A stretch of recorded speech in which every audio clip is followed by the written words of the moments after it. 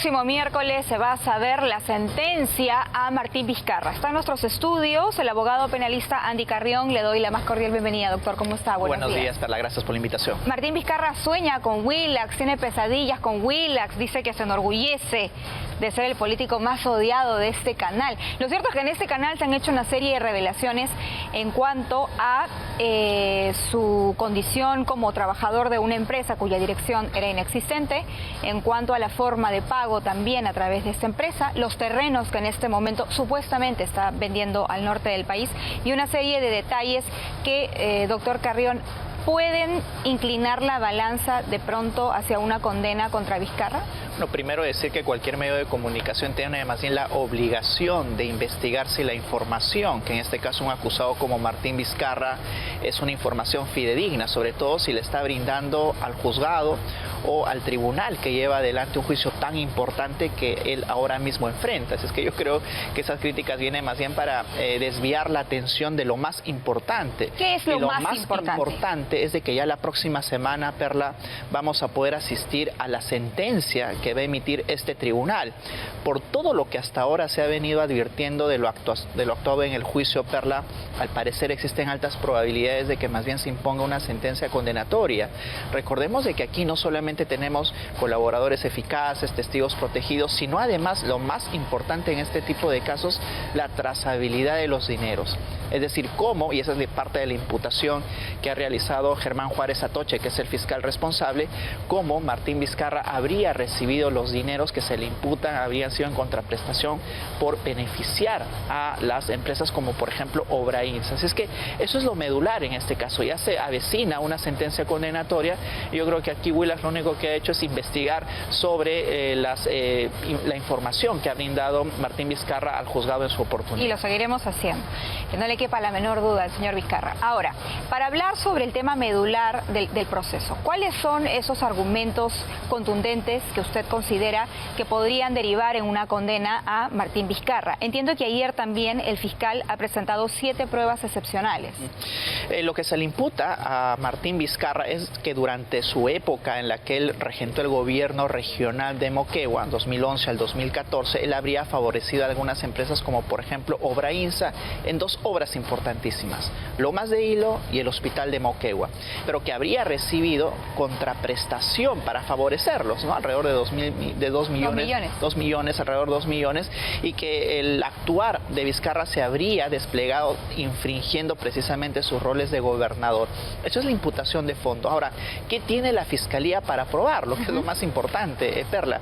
Tiene, por ejemplo, la versión de los propios directivos de la empresa Obrainsa.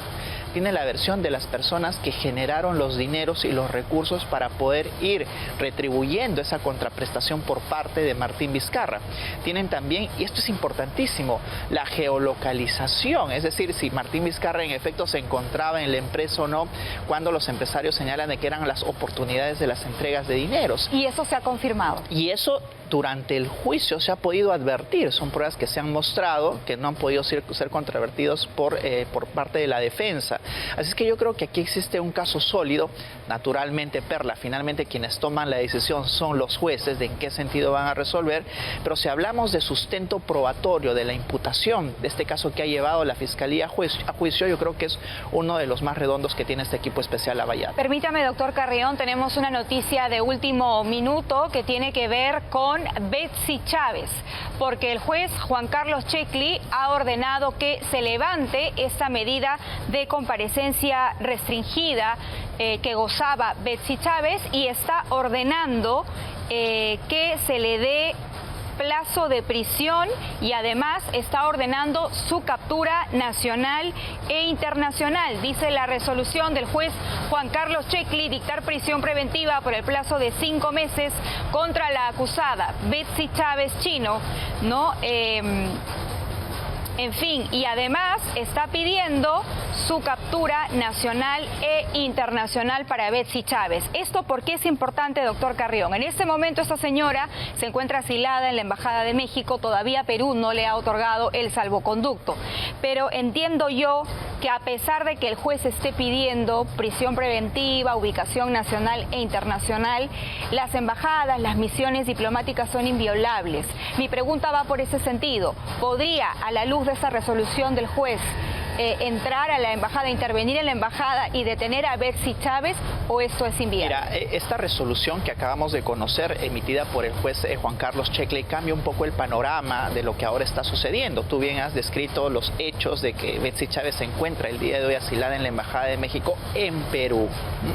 Ahora, el hecho de que el juez ya haya decidido cambiar la situación o el estatus jurídico de Betsy Chávez, es decir, de comparecencia con restricciones, ahora una de prisión preventiva, y haber ordenado en la misma resolución su ubicación y captura, fortalece de alguna manera la posición del Ejecutivo de, al menos por ahora, Perla, no otorgarle el salvoconducto. El hecho de que el Estado peruano pueda ingresar a una embajada, sí, yo creo que es un tema un poco complicado, porque recordemos de que una embajada en nuestro país es como un territorio extranjero. Y es inviolable. Y es inviolable. Es como ingresar al país de México para sacar a un preso o a un perseguido político. Y esto ya sucedió, pero no obstante, en Ecuador, por ejemplo, cuando entonces vicepresidente estuvo alojado en una embajada mexicana precisamente, y el Estado ecuatoriano ingresó a la embajada, pero eso le ocasionaron muchos problemas a nivel internacional, ¿no? El rompimiento de relaciones, digamos, el desconocimiento del estatus internacional de lo que significa el asilo. Y yo me pregunto si es que vale la pena que nuestro Estado peruano se enfrente ya radicalmente al Estado mexicano a raíz de una perseguida ahora por el Poder Judicial, que es precisamente Betsy Chávez. Pero esto perseguida en el estricto, no de perseguida política, que es lo que está señalando de ninguna ella, manera, ¿no? de ninguna manera. Y hay una varios persona que tiene que responder como acusada. Y hay varios elementos que descartan calificarla como perseguida política. El más importante, recordemos de que ella estaba desde un inicio enfrentando el juicio con una prisión preventiva, pero resulta que el Tribunal Constitucional, nuestro tribunal peruano, máximo ente rector de la jurisprudencia de nuestro país, le dio la libertad.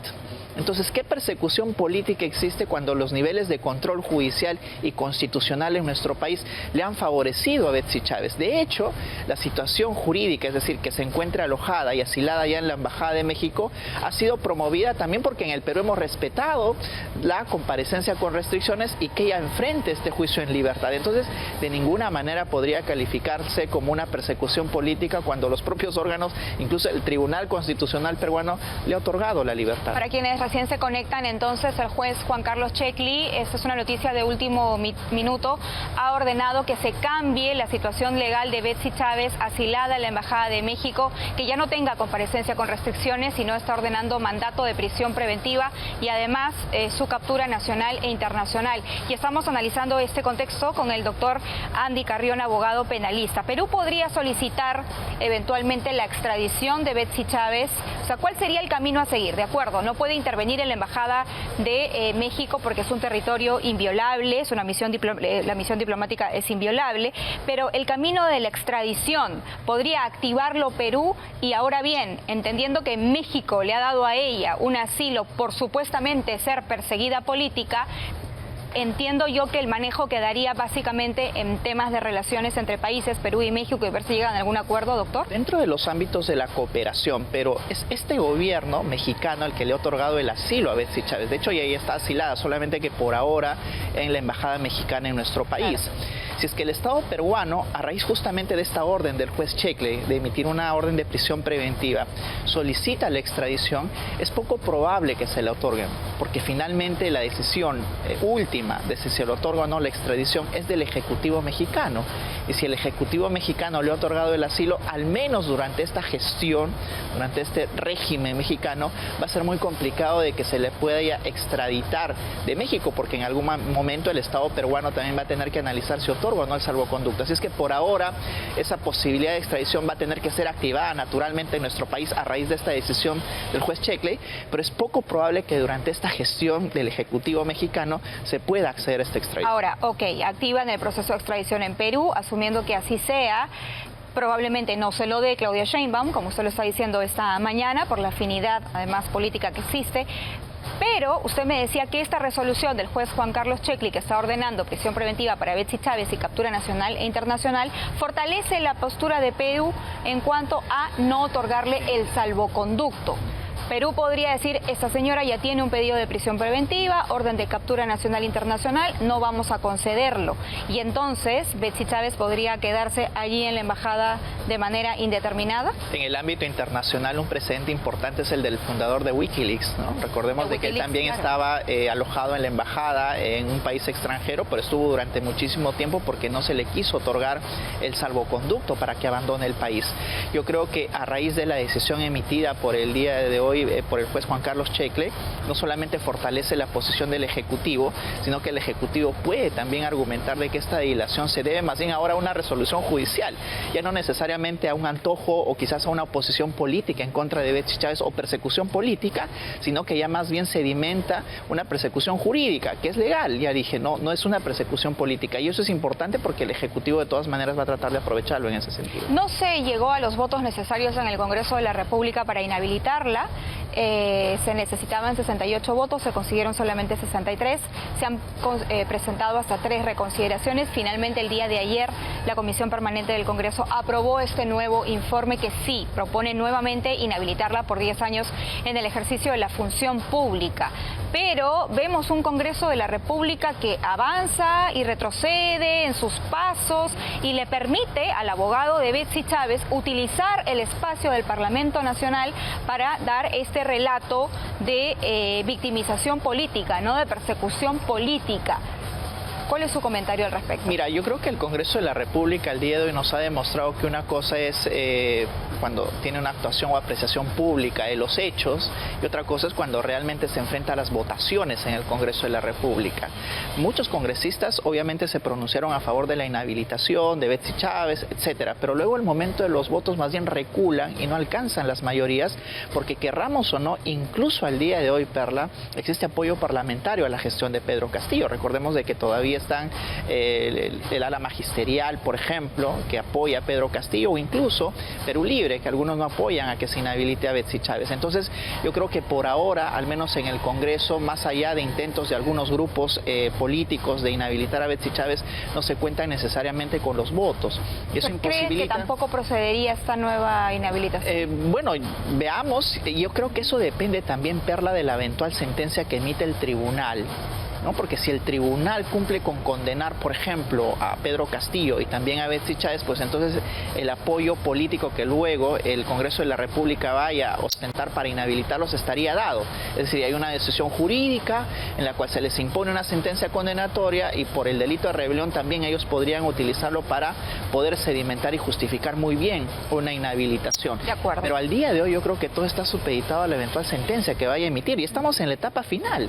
Estamos, yo diría, antes de fin de año tendría que ya emitirse una sentencia, una decisión del tribunal en el cual cumpla o bien con condenar o bien con absolver a los imputados. Hay partidos políticos que sin duda van a buscar capitalizar esa narrativa del preso político, ¿no? Del perseguido político, del preso político. Lo estamos viendo en el caso de Betsy Chávez, ayer con su abogado, lo estamos viendo en el juicio de Pedro Castillo, y también lo estamos viendo en el caso de Martín Vizcarra. Y con esto quiero regresar al tema de Martín Vizcarra, porque se va a dictar sentencia la semana que viene, el día miércoles.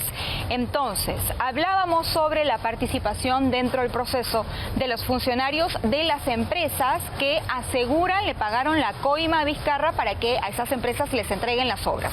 Hablamos del Hospital de Moquegua y de Lomas de Hilo. En el caso del Hospital de Moquegua son 2 empresas, Incot e Ixa, ¿verdad? Y en el caso de Lomas de Hilo, Obrainsa, ¿y hay alguna más? Obrainsa. Obrainsa.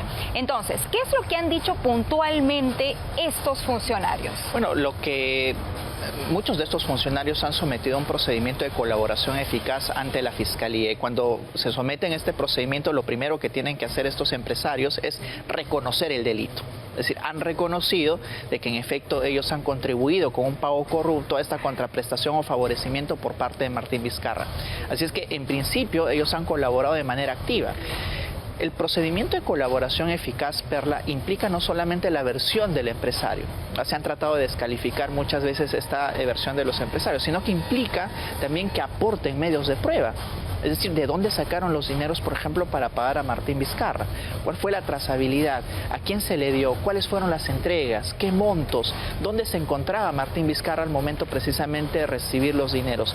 Y eso es lo que se tiene el día de hoy, Perla. No solamente la versión de estos empresarios, que son los directivos efectivamente de estas tres empresas que acabas de mencionar, sino además el fiscal les ha exigido que demuestren lo que ellos han señalado. Estas versiones de colaboraciones eficaces ya se encuentran homologados ante el Poder Judicial, es decir, ha tenido que venir un juez para exigir que lo que ellos han señalado ante la Fiscalía esté plenamente justificado con elementos de prueba. Si no, no habría sido posible homologar o dar la venia para que se califiquen realmente como colaboradores eficaces. Yo creo que este es el aspecto más notable que tiene la Fiscalía en este Yo no sé si el pez muere por la boca, doctor, y no sé, señor director, si tengamos las declaraciones de ayer de Martín Vizcarra, ayer o estos días. La periodista Thais Casalino del programa Contracorriente de Willax le pregunta, ¿usted se va a asilar en la Embajada de México? Y él ayer en el juicio hace uso de palabra y dice, bueno, no, yo no me voy a asilar, me están preguntando, pero aquí estoy. Lo cierto es que se han visto unas imágenes de Betsy Chávez cuando llegó a la Embajada de México en un auto que se parece muchísimo al de Martín Vizcarra. Entonces, claro, uno dice, hay una conexión allí. ¿Ha habido algún tipo de coordinación, de favorecimiento? Yo te ayudo ahora, tú me ayudas después. ¿Cuál es su lectura política de esto, doctor? Bueno, yo creo que aquí habría que, si es que se dan esos elementos y quizás una noticia crímenes de la promoción a la fuga, pues entonces tendría que ser investigado por la Fiscalía correspondiente. Hasta el día de hoy, sin embargo, vemos de que sí, en efecto, Martín Vizcarra ha participado de las audiencias y yo creo que lo importante, a raíz de los precedentes de personas que han fugado antes de la emisión de una decisión, como Betsy Chávez, por ejemplo, y como Nadine Heredia como también. Nadine Heredia, que el Ministerio del Interior, conjuntamente con el Poder Judicial, puedan tomar alguna medida para supervisar o controlar de alguna manera la presencia de Martín Vizcarra en el juicio. Ya, pero él en este momento no tiene, digamos, ninguna medida más allá, creo que evita salir del país. Una comparecencia, ¿no? Y una con ciertas restricciones, como el impedimento de salida del país. De acuerdo. ¿Qué podría hacer entonces la policía? ¿Un seguimiento de inteligencia? Lo que podría hacer la policía, porque no hay una orden judicial y nadie puede ser arrestado si no existe una orden judicial. Por eso se lo preguntaba, no hay un mandato. Lo que puede hacer en todo caso el Ministerio del Interior es resguardar las embajadas, ¿no? Previo precisamente a la emisión de la sentencia. Claro, pero resguardan la embajada, suponiendo, llega Martín Vizcarra, pero no hay una orden de detención, ¿y qué hace la policía?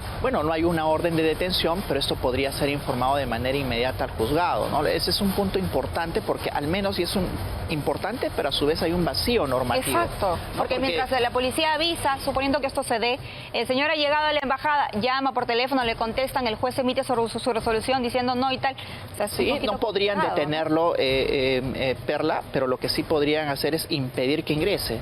Son dos cosas distintas, ¿no? No podrían detenerlo, pero sí impedir que pueda ingresar a cualquier embajada. Y esa sería, al menos al día de hoy, ante la inexistencia de un orden judicial, una medida inmediata, ¿no? Y resguardar precisamente a la embajada para que no pueda ingresar, pero no detenerlo. Ahí yo creo que se estaría salvando por un lado la juridicidad, porque también el Estado no puede actuar de manera arbitraria deteniéndolo sin una orden judicial, y en segundo lugar al menos una medida inmediata de impedir que ingrese a cualquier embajada en la que él intente asilar. Pero sí tiene impedimento de salida. Tiene impedimento de salida. Ahora, pero ingresar a la embajada lamentablemente no se interpreta como intento de salida del país, porque se encuentra en territorio nacional. Claro, pero la embajada es territorio extranjero, lo acabamos de ver en el caso de Betsy Chávez. Sí, pero al menos en la interpretación de impedimento de salida se refiere a abandonar el país como tal, no a asilarse en una determinada embajada. Ahí podría corregirse la ley, ¿no? La norma. Ese es el punto del vacío normativo, ¿no? Claro. Porque no existe una norma en la que simplemente por intentar fugar se le pueda detener o sea un delito, u otra que se considere al Estado o a la embajada como un territorio nacional ya para efectos de la interpretación de abandono del país.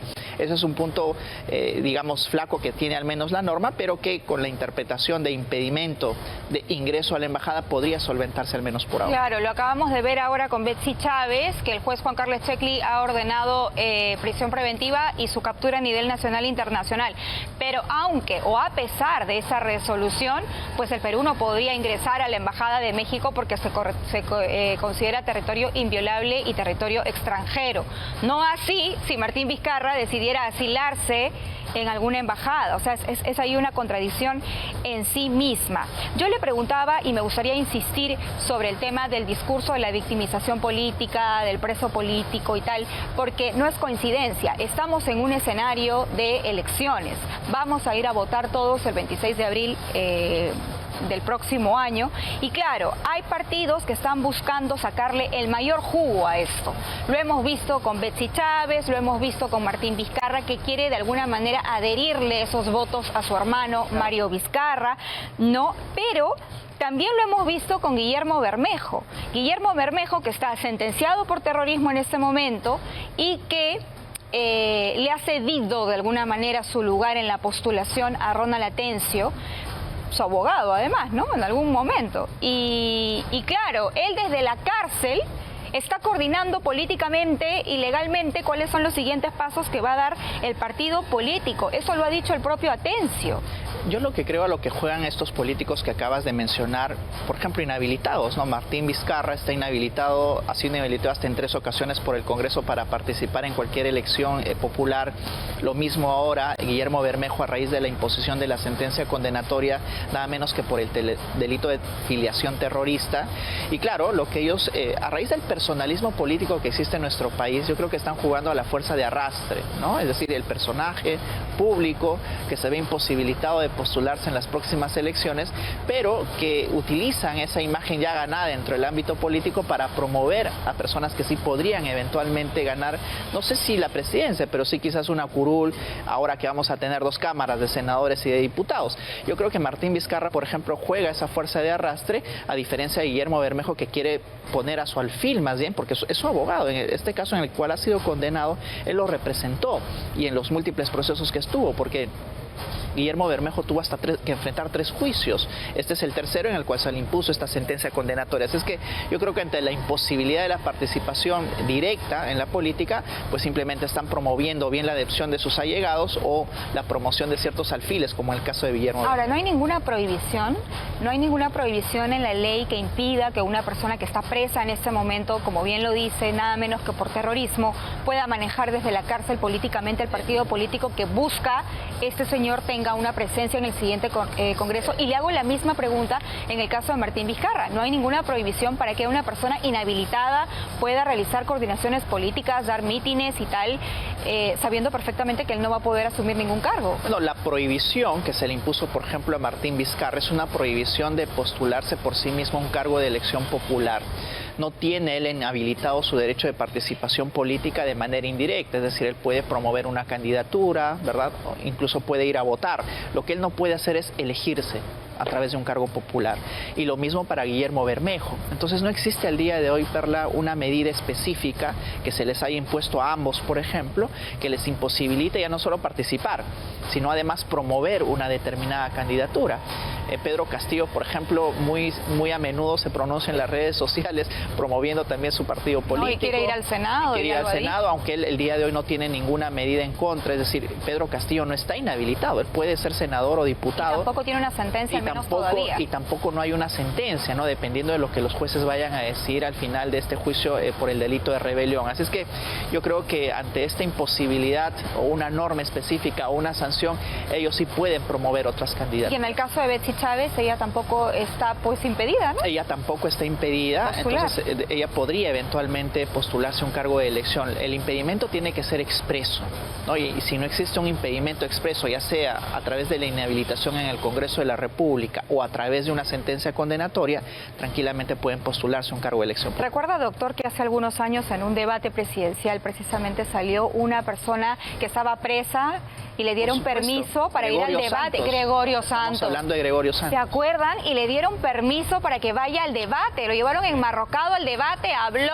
y de ahí regresó a la prisión. Porque no tenía todavía una sentencia condenatoria en contra. Claro, él estaba con prisión preventiva. Estaba con una prisión preventiva, enfrentando muchos juicios, pero eso es lo que también podría suceder el día de hoy, ¿no? Así es que en tanto no existe un impedimento formal, pues pueden postularse a un cargo de elección popular. Me puedo morir. O sea, Pedro Castillo, en tanto no tenga una sentencia en primera instancia, aunque sea, podría salir de Barbadillo, irse a dar y luego regresar. Si es que se postula como presidente de la República, claro, y organizan un debate presidencial, como en su oportunidad lo observamos con Gregorio Santos, pues podríamos ver repetida esa escena también en las próximas elecciones. Pero, a ver, no hemos aprendido nada entonces, porque quienes hablaron de esta reforma electoral y se formaron comisiones y se gastó un montón de plata, no miraron esto. Sí, además de que aquí se enfrentan dos derechos, ¿no? Un derecho a la presunción de inocencia que habla en ocasiones de sentencia firme, aunque en el caso de Guillermo Bermejo, ojo que estamos ante una sentencia en primera instancia. O sea, podría apelado y podría... De hecho, que ya ha presentado su recurso de nulidad que va a ser analizado por la Corte Suprema, pero el día de hoy el impedimento se ha configurado, por tanto él no puede postularse. Pero yo creo que aquí hay una contradicción entre el derecho a la presunción de inocencia y también a la posibilidad de que el partido político pueda elegir a personas que no tienen antecedentes, porque si no se origina justo estas escenas que ahora estamos comentando, Perla. Sí, escenas que parecen sacadas de una película de Netflix. Bueno, ahora entonces, ¿cree usted que, regresando al tema de Martín Vizcarra, ¿cree usted que el fiscal Germán Juárez Atoche tiene los elementos suficientes como para lograr que finalmente condenen a Vizcarra? Y de ser así, ¿podemos creer en la palabra de este señor diciendo que sí, se va a ir a cumplir su condena tal cual? El fiscal está solicitando nada menos que 15 años de prisión, Perla, por las dos obras que tú acabas de mencionar, el Hospital de Moquegua y Lomas de Hilo. El tribunal también puede decantarse por condenarlo solo por un hecho y luego imponer 6 años y no los 15 que está solicitando la Fiscalía. Pero por el trabajo advertido que se ha evidenciado, todos hemos podido observar, el juicio es transmitido públicamente, de cuáles son los elementos que han sustentado la imputación del fiscal Germán Juárez. Y yo creo que hasta el día de hoy al menos veo esa posición muy fortalecida. Finalmente, como señalo, es una decisión que van a tener que tomar los jueces, pero es muy complicado, al menos del trabajo que ellos vayan a realizar, a tomar los descargos de Martín Vizcarra cuando no han sido muy convincentes, ¿no? Por ejemplo, las visitas que realizaba a las empresas contratistas. Él dice que siempre visita después de que han ganado las buenas pros o las licitaciones, pero eso no es usual. Y en segundo lugar, la forma en la que se ha dado incluso algunos favorecimientos, porque si bien él recurre al hecho de que es un OPS, una institución internacional quien seleccionó finalmente al ganador de la licitación, lo que señala Germán Juárez en su acusación es de que él le brindó información privilegiada a la empresa para que la empresa pueda proponer el monto que se espera precisamente para que pueda ganar la licitación. Entonces ha habido también de parte de Martín Vizcarra, quien manejaba internamente la información, una contraprestación para favorecer de manera efectiva a la empresa que iba ya a ganar esta licitación. No, pero además quienes hemos trabajado en temas de cooperación internacional sabemos que estos organismos internacionales, como UNOPS, por ejemplo, que es de Naciones Unidas, generalmente participan, sí, pero más como veedores, hacen recomendaciones, sí, hacen como una especie de check, ¿no? De filtro, pero finalmente quien toma la decisión, ¿quién es? Es el gobierno regional. De hecho, esa es parte de la imputación, porque la contradicción era, ok, si UNOPS es quien va a dar el contrato, pues no tendría ninguna participación al gobierno regional, pero quien adjudica y quien firma finalmente el contrato, Perla, es el gobierno regional. Y en este caso, quien lo representa, que es precisamente Martín Vizcarra. Claro, o sea, entonces no sería, digamos, un argumento sólido el de Martín Vizcarra. No, ha sido descartado durante el juicio. UNOPS eligió, no, UNOPS no eligió. Es más, lo que señaló en su oportunidad el fiscal Germán Juárez es del por qué, no habiendo advertido las irregularidades en el proceso, él simplemente no se rehusó a firmar un contrato porque le atribuyen la posición de garante a raíz de que los delitos contra la administración pública intentan resguardar la buena y correcta administración de los recursos del Estado. Entonces, él, ostentando esa posición de garante precisamente, debió de supervisar y vigilar que el contrato se dé en las mejores condiciones y si no, llamar a una nueva licitación en la que se resguarde todo un procedimiento transparente y objetivo de cara a los postores en aquella licitación. Bueno, es una situación complicada sin duda para Martín Vizcarra. Yo hacía una reflexión al inicio del noticiero el día de hoy.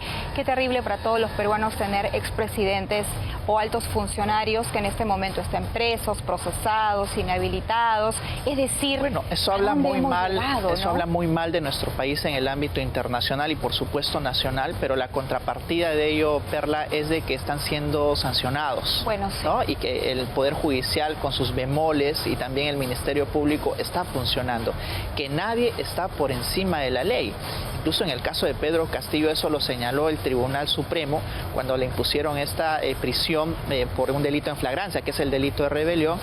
La Corte Suprema señaló que ni siquiera un presidente de la República está por encima de la ley. Y yo creo que eso es importante, el mensaje que tú estás transmitiendo, que bueno, lamentable que tengamos a muchos expresidentes o bien en un proceso o bien en prisión, pero por otro lado el sistema está funcionando. Yo sí creo que hay una diferenciación, doctor, entre, por ejemplo, el fiscal Germán Juárez Atoche y no sé qué me dirá usted, y la manera como ha llevado a cabo la acusación contra Martín Vizcarra y otros integrantes, por ejemplo, del Cócteles, por ejemplo. Exacto, del equipo Lavallato, ¿no? Por ejemplo, con el caso Cócteles de Keiko Fujimori, que a Domingo Pérez se le cayó todo el juicio porque el tribunal dijo, bueno señor, no al lugar, usted no puede acusar por cosas que no fueron delito en su momento. Claro sí. Y nos han tenido tantos años el fiscal por eso, jalando cámara para que al final no llegue a buen puerto. Es por eso que yo al inicio señalaba, Perla, de que... Y además vulnerándose los derechos de la acusada, porque Keiko... Podremos estar en total desacuerdo con el partido político y tal, pero Keiko estuvo presa 3 veces y que haya una sentencia. Eso lo advirtió el propio Tribunal Constitucional. Es por eso que yo señalaba que el caso de Martín Vizcarra es uno de los más sólidos del equipo especial Lavallato. Y existen otros que no necesariamente les pueden atribuir esa cualidad. El caso más paradigmático es el caso Cócteles, ¿no? Es un caso que se sacó al caballazo, que antes de la elección pasada el fiscal simplemente quería acusar. Luego tuvimos a un juez que le dio Perla hasta 19 oportunidades para que corrija una acusación. Doctor, ni a mi hija, la profesora, le da tantas oportunidades para que rehaga la tarea. Claro, y para que apruebe un examen. De verdad. Luego, advirtiendo todas las irregularidades, el caso pasó a juicio. Los jueces al inicio dijeron no vamos a anular, vamos a resolver todo ello al final del juicio. Tuvo que venir el Tribunal Constitucional como órgano de cierre para que advierta realmente las irregularidades que se daban y que ahora estamos discutiendo. Y el caso casi está fenecido, ¿no? Va a tener que ser el juez quien finalmente anule todo lo actuado, pero mira cuánto tiempo hemos perdido y sobre todo, Perla, cuántos derechos se han vulnerado en el transcurso precisamente de este juicio. Muchas gracias, doctor Andy Carrión, abogado penalista, por estar esta mañana con nosotros.